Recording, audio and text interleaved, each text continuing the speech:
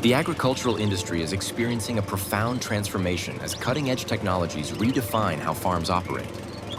Autonomous machinery, such as driverless tractors and automated grain carts, is taking over tasks that once required constant human oversight. Precision agriculture is enabling farmers to use resources more efficiently, with smart sprayers and drones targeting specific areas for treatment, significantly reducing waste. Sustainable farming practices are also gaining momentum, with electric and hybrid equipment lowering emissions and operating costs. These advancements are making traditional farm equipment increasingly obsolete, ushering in a new era of efficiency and environmental responsibility. As a result, the landscape of modern farming is rapidly evolving, driven by innovation and a commitment to sustainability. Autonomous tractors are transforming the way farms operate by performing essential tasks like planting and harvesting with minimal human intervention.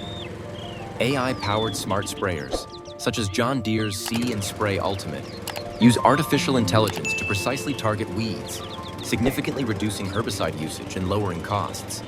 Drones are also making a mark by replacing traditional sprayers, offering better canopy penetration and more efficient crop monitoring.